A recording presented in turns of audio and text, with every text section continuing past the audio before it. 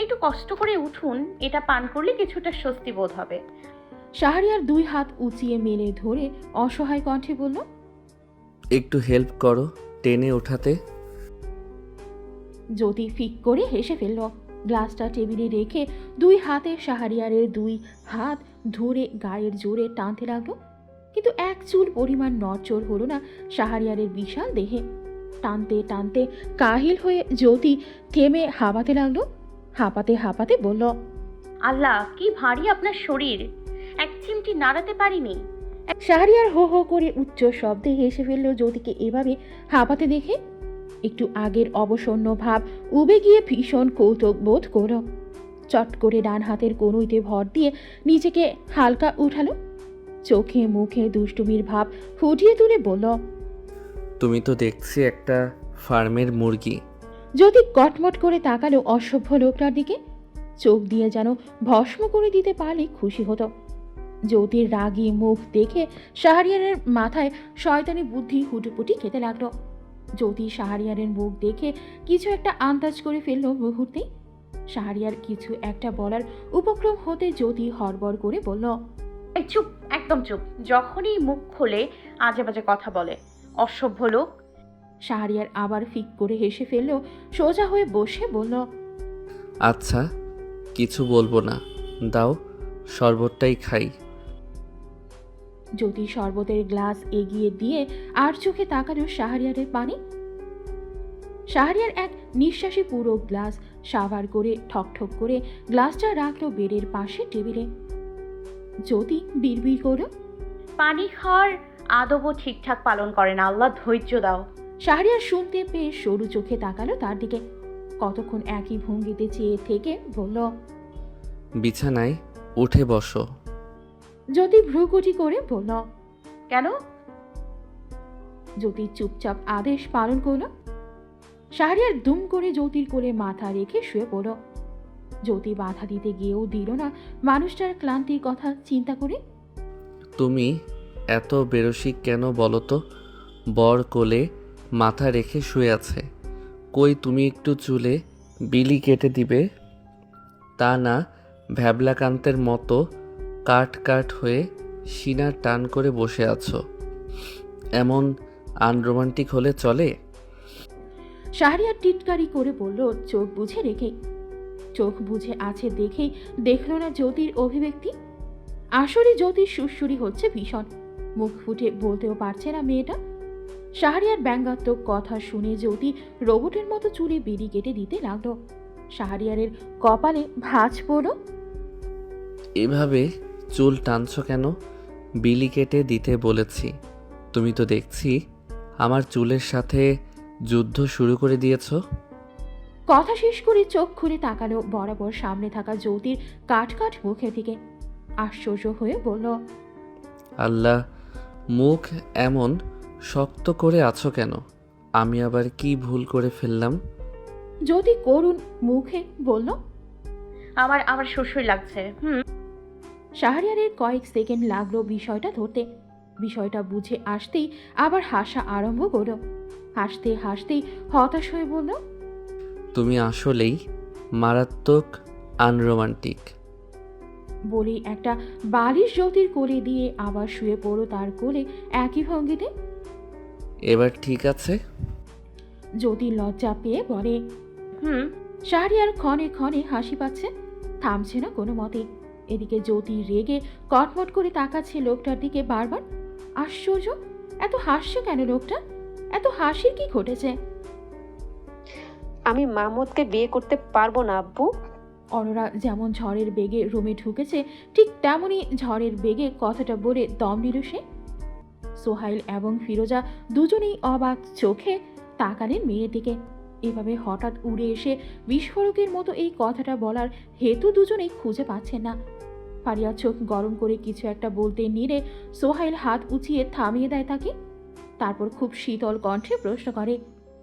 তাহলে কাকে করবে? অরোরা দ্বিধান্বিত হয়ে পিতামাতার মুখে চোখ বোলায়। তারপর বড় করে দম নিয়ে খুব আত্মবিশ্বাসের সাথে বলে। আমার পছন্দ আছে, একজনকে পছন্দ করি। ফারিয়া বিস্মিত হয়ে মেয়েকে ধমক দিতে নিলে সোহাইল শীতল চোখে তাকায় স্ত্রীর দিকে, চাহনিতে চুপ থাকার আদেশ দেয়। ইতিমধ্যে তার চোয়াল শক্ত হয়ে গিয়েছে। ফারিয়া তাই চুপ করে যান। সোহাইল সাহেব গমগমে কণ্ঠস্বরে নিরুত্তাপ ভাব বজায় রেখে প্রশ্ন করেন। সেও করে? হ্যাঁ।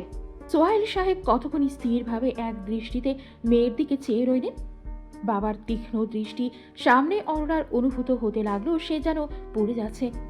আড়ষ্ট হয়ে দৃষ্টি মেঝের দিকে নিবদ্ধ করল সে। বিয়ের প্রস্তাব নিয়ে আসতে পারবে তোমার বাড়ি অবধি? অরোরা সরাসরি চোখ তুলে তাকায় বাবার দিকে, কণ্ঠে পূর্বর আত্মবিশ্বাসী ভাব বজায় রেখে বলে, হ্যাঁ, ও ফ্যামিলি নিয়ে আরো আগে থেকে আসতে চাচ্ছে, আমিই দমিয়ে রেখেছিলাম। সোহাইল সাহেব একটু থম মেরে বসে রইলেন। কিছু সময় অতিবাহিত হয়ে পুনরায় প্রশ্ন করেন। ছেলে কি করে? অরোরা তার পছন্দের মানুষের বৃত্তান্ত দিতে ব্যস্ত হয়ে পড়ল তৎক্ষণাৎ। নির্লজ্জ দেখেছি, তবে তোর মতো এত নির্লজ্জ আগে চোখে পড়েনি। পছন্দ আছে, সেটা আমাকে আগে না জানিয়ে সিধা বাপের কাছে চলে গেলি। সাহারিয়া ঠিকই বলে, তুই দিন দিন চূড়ান্ত রকমের বেয়ারা এবং বেয়াদব হচ্ছিস। কি নাটকটাই না করলি আজকে। ফারিয়া ভীষণ ক্ষুব্ধ হয়ে মেয়েকে বললেন কথাগুলো। অরোরা বিরক্ত হলো, চোখে মুখে বিরক্তি ভাব ফুটিয়ে তুলে ঝাঁঝের সাথে বলল, গড়ে কত নাটক হয়, সেগুলোতে কারো সমস্যা হয় না, আর আমি কোনো নাটক মঞ্চায়ন করলেই সবার গায়ে পুস্কা পড়ে যায়। বুঝলাম না কাহিনী। ফারিয়া কটমট করে তাকালেন এমন বেয়ারা মন্তব্যে। দাঁত কিরমির করে বললেন, তোর এত তাড়া কিসের ছিল যে একেবারে বলা কওয়া সারা আমাদের ঘরে গিয়ে এমন বোম ফাটালি?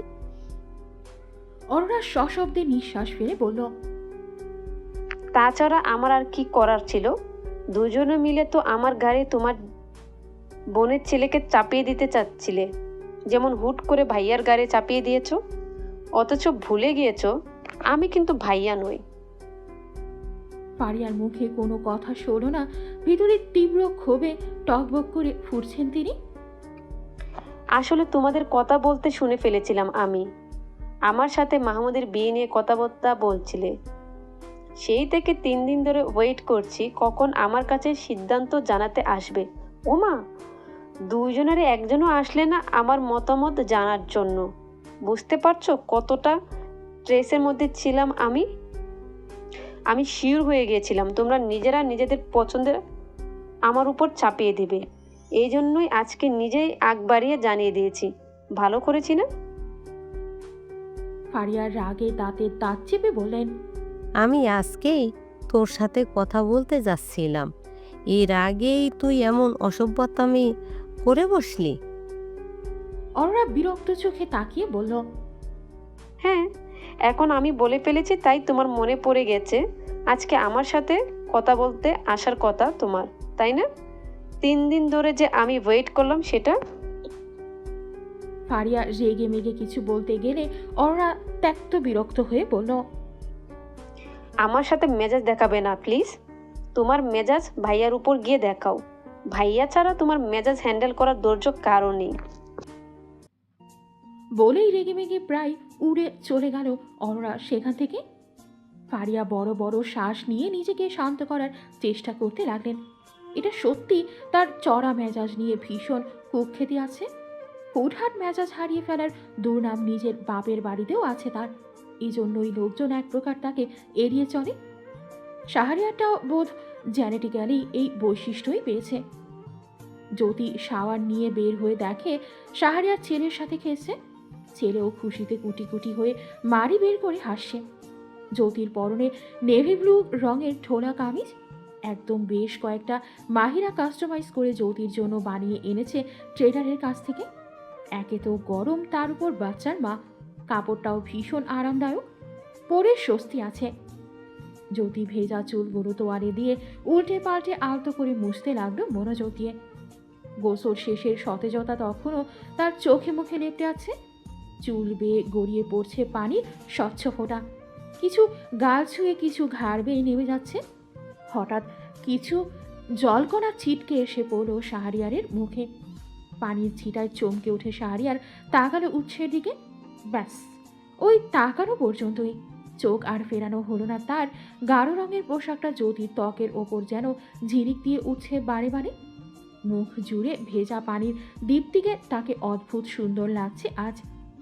ভেজা চুল মোছার চেষ্টারত জ্যোতিকে এত বেশি স্নিগ্ধ কমর ঠেকছে তার নিকট আজ।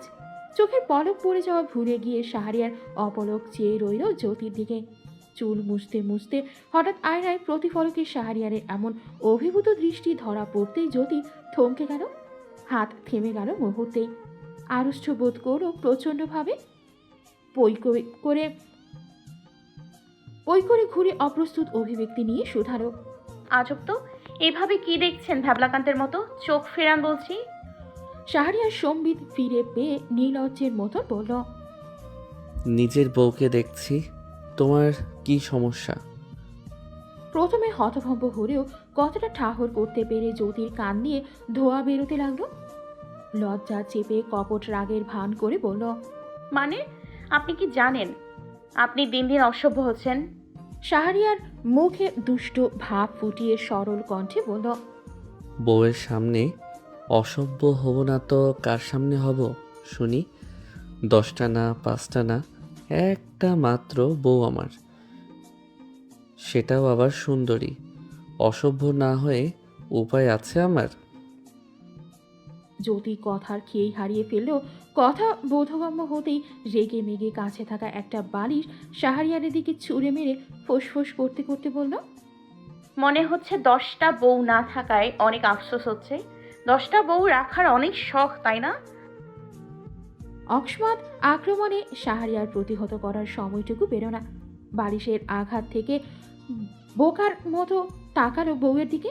বিড় করে বলল, প্রশংসাটুকু চোখে পড়ল না, কিন্তু 10টা বউ শব্দটা যে উচ্চারণ করেছি সেটা ঠিকই ছাপ্পা মারার মতন চোখে পড়ে গেছে। হায় রে মেয়ে মানুষ! বসার ঘরে অতিথিদের পুরো দোস্তর আপ্যায়ন চলছে। অরোরাকে দেখতে এসেছে আজ। সঠিকভাবে বলতে গেলে অরোরার আমন্ত্রণেই তারা এসেছে দেখাদেখির পর্ব সারতে। জ্যোতি নিজের ঘরেই ছিল। শাহরিয়ার জিজ্ঞেস করেছিল জ্যোতি সেখানে সবার সাথে বসবে কিনা। জ্যোতি সাফ মানা করে দিয়েছে। শুধু মহিলা থাকলে সমস্যা ছিল না, কিন্তু সেখানে অপরিচিত পুরুষও আছে। নিজের ঘরে ছেলেকে কোলে নিয়ে ঘরময় পায়চারি করতে করতে একা একাই কথা বলছিল ছেলের সাথে। এমন সময় মিতু এসে জানান দিল, আপু, স্যার বলছে বাবুকে ওনার কাছে দিতে। জ্যোতি কিছুক্ষণ দ্বিধা করে জুবাইরকে মিতুর কোলে দিয়ে দিলে মিতু জুবাইরকে নিয়ে চলে যায়। জ্যোতি বেশ কিছুক্ষণ ঘরে চুপচাপ এটা সেটা করতে থাকে। জুবাইর দেওয়ার পর থেকে অস্থির লাগছে তার। শেষমেশ অস্থিরতা সহ্য করতে না পেরে দোতলার করিডোরে এসে দাঁড়ায়। একপাশে সরে গিয়ে রেলিংয়ে ঝুঁকে নিচে দেখতে থাকে। এখান থেকে ড্রয়িং রুম মোটামুটি ভালো করেই দেখা যায়। শাহরিয়ার জুবাইরকে নিজের কোলে বসিয়ে রেখে হেসে হেসে কথা বলছে ছেলের বড় ভাইয়ের সাথে। বাকিরাও কথা বলছে একে অপরের সাথে। অরোরা এক পাশের মাঝখানে লাজুক মুখে বসে আছে। তার ঠিক বরাবরই এক যুবক বসে আছে।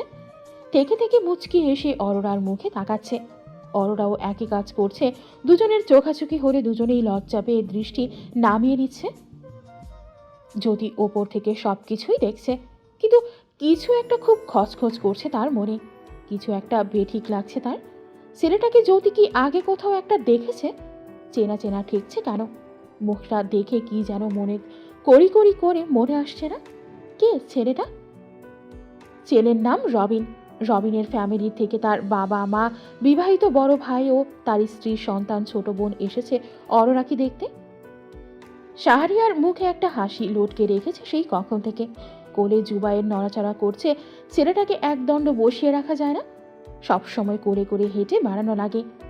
আচ্ছা, বাজি হয়েছে। শাহরিয়ার পা হালকা দুলিয়ে ছেলেকে সন্তুষ্ট করার আপ্রাণ চেষ্টা করছে। কথা বলার এক পর্যায়ে রবিনের বড় ভাই রুহান প্রশ্ন করে, আপনার ওয়াইফকে দেখছি না? শাহরিয়ার মুখে হাসি ঝুলিয়ে রেখেই মাপা স্বরে বলল, আমার স্ত্রী রিলিজিয়াস মাইন্ডের, অপরিচিত কোনো পুরুষের সামনে আসতে স্বাচ্ছন্দ্য বোধ করে না। শাহরিয়ার সোজা সাপটা উত্তরে রুহান কিছুটা অপ্রস্তুত হয়। যেন শাহরিয়ার চোখে আঙুল দিয়ে দেখিয়ে দিয়েছে সে অনধিকার চর্চা করেছে। তাই আর কোনো প্রশ্ন করল না এই বিষয়ে। বাবুর বয়স কত? রুহানের স্ত্রী রীতি প্রশ্ন করল শাহরিয়ারের দিকে চেয়ে থেকে। 4 মাস। জ্যোতি চুল আঁচড়ে শোয়ার প্রস্তুতি নিচ্ছে। শাহরিয়ার বিছানায় আধশোয়া হয়ে ল্যাপটপে কি যেন করছে। পাশেই জুবাইর ঘুমাচ্ছে। সেদিকে চেয়ে জ্যোতি একটা হতাশার শ্বাস ফেলল। এখন কত নিষ্পাপ শিশুর মতো ঘুমোচ্ছে, অথচ রাত যত বাড়বে এই খুদের অত্যাচার তত বাড়বে। নিজে তো জেগে থাকবেই, সাথে বাবা মার ঘুমও হারাম করে দেবে। জ্যোতি চোখ সরিয়ে নিবদ্ধ করে ল্যাপটপে মনোযোগ দিয়ে কাজরত শাহরিয়ারের দিকে। সারা দিনের মনে খচখচ করা কিছু প্রশ্ন আবার যেন মাথা চাড়া দিয়ে উঠল। জিজ্ঞেস করবে হুম। জ্যোতি হালকা কেশে বলল, তারপর কেমন দেখলেন ছেলের ফ্যামিলিকে? হ্যাঁ, ভালোই। Standard family. কথাবার্তা বলে ভালোই মনে হলো। ছেলেও সবার বেশ পছন্দ হয়েছে। জ্যোতি চুপ করে গেল। ছেলের নাম কি? রবিন। ডেট ফাইনাল করেছেন বিয়ের? না, এখনো ফাইনাল করা হয়নি। এঙ্গেজমেন্টের ডেট ফিক্স করা হয়েছে আপাতত। নেক্সট উইকে রাখা হয়েছে এঙ্গেজমেন্ট। জ্যোতি আর কিছু বলল না, কিন্তু মনে কিছু একটার খচখচানি ঠিকই রয়ে গেল। ব্যালকনিতে থাকা ঝুলাটায় কিছুক্ষণ বসে আনমনে চিন্তা করতে লাগলো জ্যোতি। কিছু একটা নিয়ে তার কপালে ভাঁজ পড়ে আছে সেই কখন থেকে। দুদিন ধরে মনের খচখচানি কমার বদলে পারদের তরতর করে বেড়ে চলেছে। বারবার মনে হচ্ছে সে কিছু একটা মিস করে গেছে, কিছু একটা ভুলে বসে আছে। মোটা কথা, অরোরা সেই ছেলেটাকে পছন্দ করেছে। জ্যোতির তার প্রতি কেমন যেন একটা দ্বিধা ভাব কাজ করছে। নিজের চিন্তায় নিজেই বিরক্ত সে। একটু পরপরই জুবাইরের কান্না শুরু হলে জ্যোতির ধ্যান ভাঙে। দ্রুত ব্যালকনি থেকে উঠে রুমে চলে এলো। মিতু তাকে দেখে বলল, আপু, খিদে পেয়েছে সম্ভবত। জ্যোতি মাথা নেড়ে জুবাইরকে কোলে নিয়ে নেয়। আমার ছেলেটাকে কেন যেন ভালো ঠেকছে না, বুঝলেন? জ্যোতি বিছানায় এক পাশ হয়ে শুয়ে জুবাইরের পিঠে হালকা চাপড় দিয়ে ঘুম পাড়াতে বলল। শাহরিয়ার তোয়ালে দিয়ে ভেজা চুল মুখ মুচকা বাদ দিয়ে কিছুটা অবাক হয়ে বলল। কেন? জ্যোতি অনিশ্চিত ভাবে বলল, জানি না, আমার সিক্স সেন্স কেন যেন ছেলেটাকে ভালোভাবে নিচ্ছে না। শাহরিয়ার মুখ মুছে তোয়ালেটা এক পাশে সরিয়ে রেখে জ্যোতির পাশে বসল। এত দুশ্চিন্তা করো না। তাছাড়া এসব থেকে দূরে থাকলেই ভালো হবে আমাদের। বাকিরা তো দেখছেই। সবচেয়ে বড় কথা, ছেলেটা অরোরার পছন্দের। আমাদের মতামত খুব একটা প্রাধান্য পাবে না সেখানে। এখানে কিছু বলতে গেলেই ঝামেলা হবে। জ্যোতি মনে মেনে নিল কথাটা। আসলেই শুধু শুধু ঝামেলা করার কোনো মানে হয় না। ওকে, সব কিছু ঠিক আছে? মায়ের প্রশ্নে জ্যোতি নিজের কণ্ঠে প্রয়োজনে বেশি উচ্ছ্বাস ঢেলে বলল, হ্যাঁ, সব কিছু ঠিকঠাক আছে। শুধু তোমার নাতি অনেক জ্বালাতন করে, রাতে ঘুমোতেই দেয় না। ফোনের ওপাশে রত্নার চাপা হাসির ধ্বনি শোনা গেল। মা হয়েছিস, এইসব ভোগ করতে লাগবেই। জ্যোতির মুখ মলিন হয়ে এলো। জানো, মাঝে মধ্যে এত কান্না পায়, বুঝতেই পারি না কি করব। তাও তো মিতু আছে দেখে কিছুটা ছাড় পাই, নয়তো আমি সত্যি সত্যি পাগল হয়ে যেতাম। রত্নার ভীষণ মায়া হলো মেয়ের জন্য। কণ্ঠে আদর ঠেলে বললেন, বাসায় আয়, কিছুদিন ঘুরে যা, ভাল লাগবে। জ্যোতি অন্যমনস্ক ভাবে জবাব দেয়। দেখি। রত্না সচকিত হয়ে বললেন, তোর শাশুড়ি কি অবস্থা? তোর সাথে স্বাভাবিক তো? জ্যোতি এবার কিছুটা থমকে গেল। মুহূর্তেই মানুষপটে হানা দিল কিছু স্থির চিত্র। তবুও কণ্ঠ স্বাভাবিক রেখে জবাব দিল, সব কিছু ঠিক আছে, তুমি দুশ্চিন্তা করো না। আমি দেখি সুযোগ পেলে এক পাক ঘুরে আসবো তোমাদের ওখান থেকে। তোর ছোট ননদের এঙ্গেজমেন্ট কালকে না? তোমাদের তো ইনভাইট করা হয়েছে, তাই না? আসবে না? রত্না কণ্ঠে অনিশ্চিত ভাব ফুটিয়ে তুলে বললেন। নিশ্চিন্ত না। আরও কিছুক্ষণ মায়ের সাথে টুকটাক কথা বলে জ্যোতি ফোন রেখে দিয়ে কিছুক্ষণ থম মেরে বসে রইল। আসলে সে মাকে মিথ্যে বলেছে। সব কিছু স্বাভাবিকের আড়ালে আসতে অস্বাভাবিক রয়েছে। সেদিন ফারিয়ার সাথে ওই ঘটনার পর থেকে কিছুটা অস্বাভাবিকতা বিরাজ করছে বাড়িতে। শাহরিয়ার মায়ের প্রতি যত্নে খামতি না রাখলেও কেমন যেন সূক্ষ্ম একটা দূরত্ব তৈরি হয়ে গেছে মায়ের সাথে তার। এতই সূক্ষ্ম যে চোখে ধরা পড়ে না, কিন্তু যার সাথে দূরত্ব সে ঠিকই উপলব্ধি করতে পারছে বেশ। শাহরিয়ার, তোমার সাথে আমার কথা আছে, আমার কামরায় এসো। ড্রয়িং রুমে বসে ফোন স্ক্রল করছিল শাহরিয়ার। হুট করে সেখানে ফারিয়া এসে কথাটা বললেন। শাহরিয়ার মুখে নির্লিপ্ত ভাব বজায় রেখে বলল, এখানেই বলতে পারো, আমার কোনো সমস্যা নেই। ফারিয়া তপ্ত শ্বাস ফেলে কণ্ঠে ভারী কি ভাব বজায় রেখে বললেন, কিন্তু আমার সমস্যা আছে, এখানে বলতে পারবো না। তুমি আমার রুমে আসো। শাহরিয়ার সশব্দে নিঃশ্বাস ছেড়ে উঠে দাঁড়ালো। চলো। নিজের রুমে এসে ফারিয়া কোনো রকম প্রারম্ভিকতার ধার না ধরে সোজা প্রশ্ন ছুড়ে মানেন, কি সমস্যা তোমার? এরকম আচরণ করছো কেন? শাহরিয়ার যেন বুঝতে পারেনি এমন ভঙ্গিতে স্ট্রাক করে বলল। কী রকম আচরণ করছি? ফারিয়া কোনো কথা খুঁজে পেলেন না উত্তরে। আসলেই তো কেমন আচরণ করছে, খালি চোখে তো স্বাভাবিকই আছে, আর তারপরও ভেতরে বারবার অনুভূত হচ্ছে সব স্বাভাবিক নেই, কিছু একটা পূর্বের মতন নেই। ফারিয়া আড়ষ্ট বোধ করলেন, উত্তর খুঁজে না পেয়ে দায়সারাভাবে বললেন, এই যে কেমন যেন আচরণ করছো, আমি ঠিক বুঝিয়ে বলতে পারছি না, কিন্তু আমি জানি তুমি ঠিক বুঝতে পারছো আমি কিসের কথা বলছি। সেদিনের ঘটনার পর থেকেই তোমার ভিতর এই পরিবর্তন এসেছে, যেন তুমি আমার ছেলে, তাই দায়বদ্ধতার খাতিরে আমার খোঁজখবর রাখছো। আগে সেই আন্তরিকতা দেখছি না আমি তোমার মধ্যে।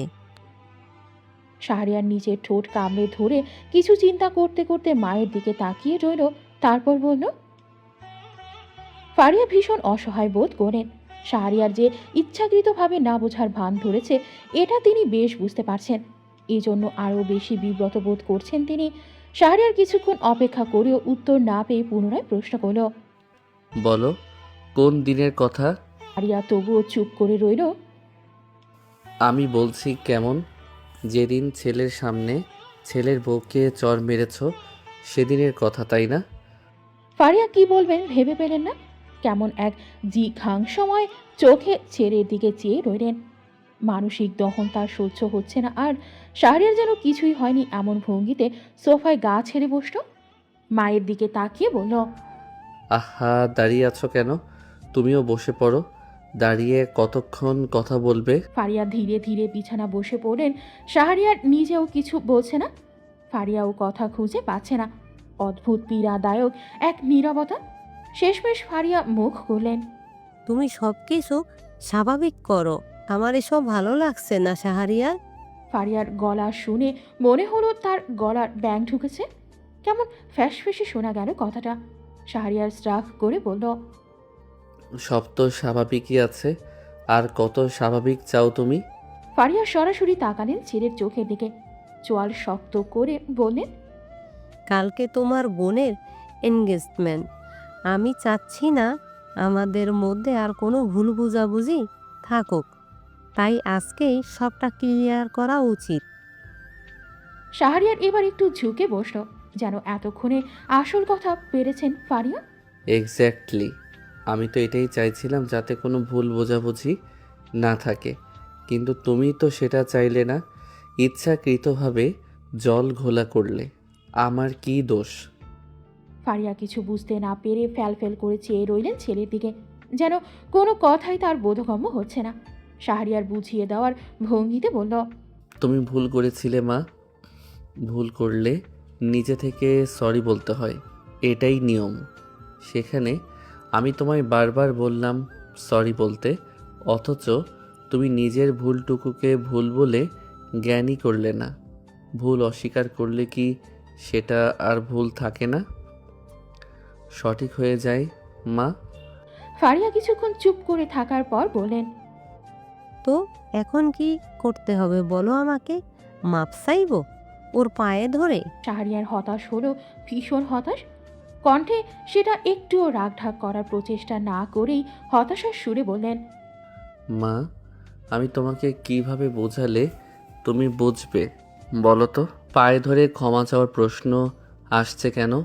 আমি বা জ্যোতি দুজনের একজনও তোমাকে সেটা করতে বলেছি? জ্যোতিকে নিয়ে আসার পরেও আমি তোমাকে রিকোয়েস্ট করে বারবার বলেছিলাম, যা হয়ে গেছে সেটা অতীত। ওটাকে বর্তমানে টেনে হিচড়ে আনার কোনো প্রয়োজন নেই। জ্যোতিকে একটু স্বাভাবিকভাবে নেওয়ার চেষ্টা করো। তুমিও তো এতে রাজি হয়েছিলে, তাহলে এখনও কেন এমন অবুঝপানা করছো? দয়া করে আমাকে ডিভাইডেড হতে দিও না। আমি ডিভাইড হতে চাই না। আমাদের পরিবারটা খুব বেশি বড় না। এটাকে আরও টুকরোতে বিভক্ত করার জন্য তোমার এত তোড়জোড় কেন? আমাকে একটু বলো প্লিজ। অন্তত একটা যৌক্তিক কারণ দেখাও। এই জায়গায় আমার বউয়ের ভুল হলে আমি তাকেও শাসন করতাম, কিন্তু আমি যতটুকু দেখছি ভুল তো ওর মধ্যে তেমন নেই। তাহলে? ফারিয়া চুপ করে রইলেন। শাহরিয়ার অবাক, আবার বলতে শুরু করে। তুমি ওকে বহিরাগতদের মতো ট্রিট করো। অরোরা আমার সামনে ওর সাথে বেয়াদবি করে। মানে এগুলো কি বলো তো? এই সমস্ত আচরণ তোমাদের সাজে যায়? তোমাদের সাথে জ্যোতি আমাকে ভরসা করে, আমার হাত ধরে আবার এসেছে এই বাড়িতে। সেখানে আমার সাথে ওর সম্পর্কের কারণে ওকে যদি বারবার অপদস্থ হতে হয়, তাহলে স্বামী হিসেবে আমার কি এসব মেনে চলা উচিত? এটা যুক্তিযুক্ত? আমি কার কথা বলছি? বেশি দূরে যাওয়ার তো দরকার নেই। ছোট মামার কথাই ধরো। এ সমস্ত আচরণের কারণে উনিও তো মামানিকে নিয়ে আলাদা হয়ে গিয়েছিলেন, ভুলে গিয়েছো? ততক্ষণে ফারিয়ার মুখ থমথমে হয়ে উঠেছে। আধার ঘনিয়ে এসেছে তার সুশ্রী মুখে। শাহরিয়ার থামলে শান্ত শীতল কণ্ঠে বললেন, ঠিক আছে, জ্যোতিকে বলে দিও আমি তাকে সরি বলছি। এবার সব কিছু থামা। শাহরিয়ার হকচকিয়ে গেল একটু, হয়তো আশা করেনি কথাটা বোধগম্য হতেই বলতে চাইল। ভুল তো তুমি করেছো। তোমার হয়ে সরি আমি কেন বলবো? তোমার নিজে বলা উচিত না? কিন্তু বলতে পারল না মায়ের চেহারা দেখে। বিনিময়ে প্রশ্ন করল। নিজের ভুল স্বীকার করছো তাহলে? ফারিয়া কিছুক্ষণ মৌন থেকে উত্তর দিলেন, হ্যাঁ। অরোরার এঙ্গেজমেন্ট খুব ঘটা করে করা হয়নি। ঘরোয়াভাবে আয়োজন করে কিছু আত্মীয় স্বজনের উপস্থিতিতে করা হয়েছে। মূলত ছেলে পক্ষই বলেছেন এঙ্গেজমেন্ট বিয়ে সাদাসিধাভাবে করতে। রিসিপশন করা হবে ধুমধাম করে। নিজের ঘরে এসে পরিধানের ভারী বস্ত্র খুলে হালকা ঢিলেঢালা একটা জামা পরে ক্লান্ত ভঙ্গিতে বিছানায় শুয়ে পড়ল জ্যোতি। জুবাইর মাহিরার কাছে আসে সম্ভবত। কিছুক্ষণ এভাবে ফিট হয়ে থাকার পর দরজায় নক হলো। দরজা ভেজানোই ছিল, তাই জ্যোতি উঠে বসে ভেতরে আসার অনুমতি দেয়। বাহিরা জুবাইরকে কোলে নিয়ে দরজা ঠেলে ভেতরে ঢোকে। জ্যোতিকে দেখে ভ্রু কুচকে জিজ্ঞেস করে, তোমার শরীর খারাপ কমেছে নাকি? চোখ মুখ এমন শুকনো লাগছে কেন? খেয়েছো কিছু? জ্যোতি ক্লান্ত ভঙ্গিতে উত্তর দেয়, না, শরীর ঠিকই আছে, একটু কাহিল লাগছে আর কি। এত ভারী জামা পরে এতক্ষণ ছিলাম, এই জন্যই অস্থির লাগছে একটু। তোমার ভাইকে বারবার বলেছি আমি এসব জামা পরে এতক্ষণ থাকতে পারবো না, তারপরেও জোর করে পরিয়েছে। একটু যদি শোনে আমার কথা। মাহিরা কাচুমাচু ভঙ্গিতে বলে, ভাবি, ভাইয়াকে আমি এই জামাটা সিলেক্ট করে দিয়েছিলাম তোমার জন্য। জ্যোতি অপ্রস্তুত হয়ে যায় মুহূর্তে, কোনো মতে সামাল দিতে বলে, এজন্যই তো বলি তোমার ভাই মেয়েদের ড্রেস চেনা শুরু করলো কবে থেকে। মাহিরা এবার শব্দ করে হেসে ফেলে জ্যোতির বলার ভঙ্গি দেখে। হাসতে হাসতে বলে, তোমাদের দেখলে আমার সবসময় কি মনে হয় জানো? টম অ্যান্ড জেরি, একেবারে পারফেক্ট ডেফিনেশন। হা হা হা। জ্যোতিও হেসে ফেলে এইবারা। মাহিরা জুবাইরকে বিছানায় নামিয়ে দিয়ে আবার জিজ্ঞেস করে, কিছু খেয়েছো? না, পরে খাবো করে করে আর কিছু খাওয়া হয়নি। এই জন্যই চোখ মুখ এমন শুকনো। দাঁড়াও, আমি খাবার আনতে বলি, আমারও খিদে পেয়েছে। মাহিরা চট করে বের হয়ে কিছুক্ষণের মধ্যেই খাবার আনার নির্দেশ দিয়ে ফিরে এলো। শাহরিয়ার লাট হয়ে শুয়ে চোখ বুঝে অস্পষ্ট স্বরে বলে, যদি লাইট অফ করো, আমার ভীষণ ঘুম পাচ্ছে। জ্যোতি ড্রেসিং টেবিলের সামনে বসে মুখে ময়শ্চারাইজার লাগাচ্ছিল।